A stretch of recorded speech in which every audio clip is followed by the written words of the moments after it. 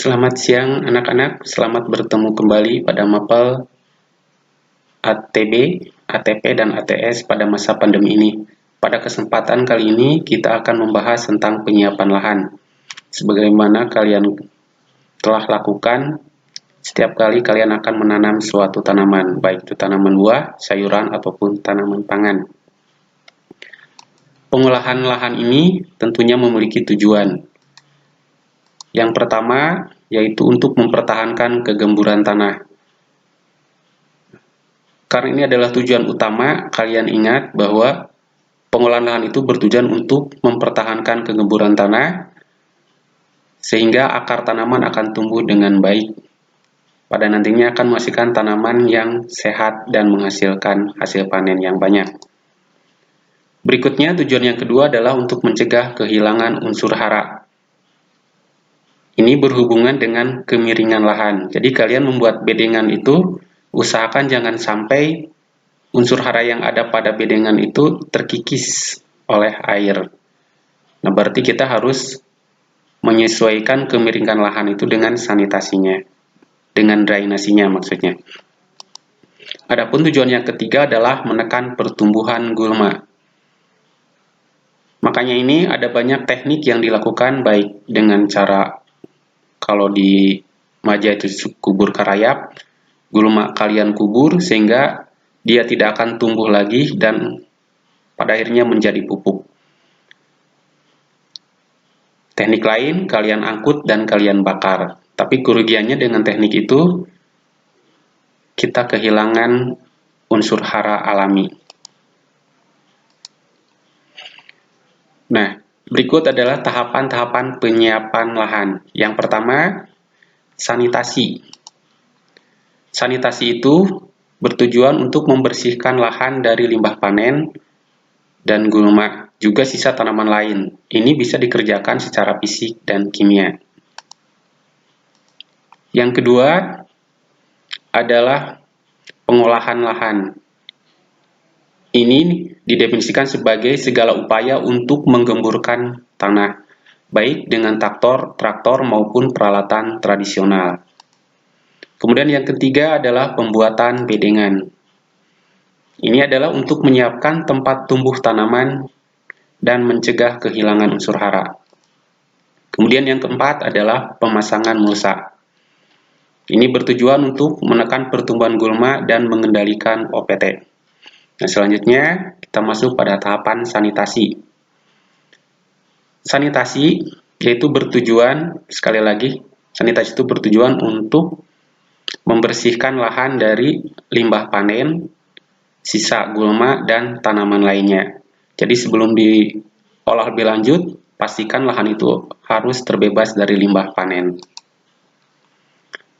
Sanitasi ini bisa dilakukan secara tradisional atau manual. Ini menggunakan sabit, garpu, cangkul. Keuntungannya, lingkungan tetap lestari, kelemahannya memakan waktu yang lama, dan gulma mudah tumbuh lagi. Dan jika kita lakukan secara komersil, ini akan menyangkut biaya yang mahal karena melibatkan jumlah orang yang banyak dan semakin mahalnya biaya tenaga kerja. Kemudian yang kedua, secara modern, ini bisa menggunakan mesin rumput, keuntungannya cepat, dan lingkungan tetap lestari. Kelemahan, peralatan mahal, belum menjadi habit atau kebiasaan di masyarakat, dan gulma mudah tumbuh lagi. Dan ini yang ketiga secara kimia. Ini lebih efektif dan efisien. Dan gulma pun akan lama untuk tumbuh lagi. Cuman kelemahannya berpotensi merusak lingkungan. Terutama tanah akan menjadi masam, dan tentunya ini akan memerlukan trik khusus supaya tanah yang kita bersihkan secara kimia itu dapat subur kembali. Berikutnya, pengolahan lahan. Sebagaimana kalian ketahui, pengolahan itu adalah segala upaya untuk menggemburkan tanah. Sama seperti halnya sanitasi, pengolahan lahan bisa dilakukan secara manual atau tradisional, yaitu dengan menggunakan cangkul, garpu.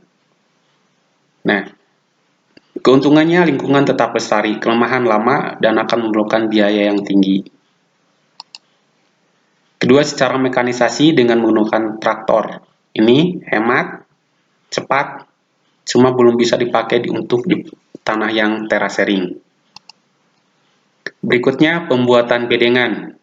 Pembuatan bedengan ini bertujuan untuk mempertahankan struktur kegemburan tanah. Nah, kalian ingat itu, berikutnya mempertahankan kelembaban dan suhu tanah, juga untuk mempertahankan kandungan unsur hara. Pembuatan bedengan bisa di lahan darat itu kita dengan menggunakan parit. Parit itu sebagai drainase juga untuk mencegah kehilangan unsur hara.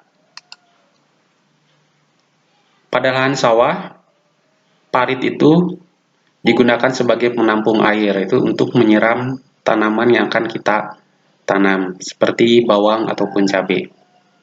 Itu dua perbedaan pembuatan bedengan itu. Pada lahan darat itu fungsi paritnya sebagai drainase, sementara pada lahan sawah sebagai penampung air. Berikutnya, pupuk dasar dan mulsa. Ini bertujuan untuk menyediakan unsur hara esensial yang dibutuhkan tanaman, yaitu unsur N, P, dan K. Dan berikutnya mulsa. Kalian ketahui mulsa itu bertujuan untuk menekan gulma dan juga untuk menekan OPT. Karena dengan adanya mulsa biasanya tanah di bawah itu akan menjadi hangat, dan ini akan menekan pertumbuhan jamur. Pupuk dasar bisa diberikan dengan ditebar seperti ini. Cuma kelemahannya apa? Pupuk terkonsentrasi di depan. Yang paling bagus itu ditebarnya merata. Ada juga dengan cara dilubang. Ini adalah teknik paling kuno yang banyak digunakan. Keuntungan, pupuk terkonsentrasi per benih tanaman. Kelemahannya dia akan memerlukan waktu yang lama. Nah, ini adalah pemasangan mulsa. Dalam pemasangan mulsa itu biasanya kita akan memotong setengah meter dari panjang mulsa yang diperlukan. Misalnya bedengan kita itu panjangnya 5 meter, berarti kita akan menyediakan mulsa itu sepanjang 4,5 meter. Pemasangan mulsa itu harus dilakukan pada siang hari. Hal ini supaya mulsa itu bisa kita rentangkan dengan semaksimal mungkin, karena pada saat panas dia akan memuai. Nah, tentu kalian bisa mengingat tentang teori pemuaian pada mata fisika.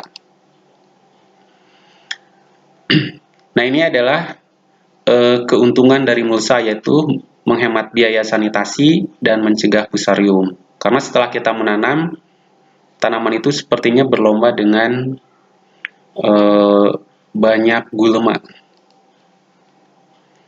Nah, itu materi tentang penyiapan lahan. Nah, portofolio yang harus kalian persiapkan sebagai bukti bahwa kalian telah mengerjakan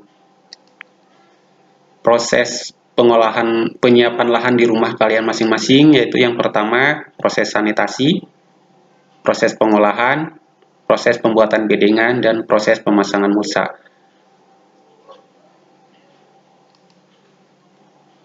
Terima kasih kalian telah menyimak materi presentasi tentang penyiapan lahan, dan tetap kalian harus menjaga prokes. Juga kalian tetap semangat belajar di masa pandemi ini. Sekian dan terima kasih.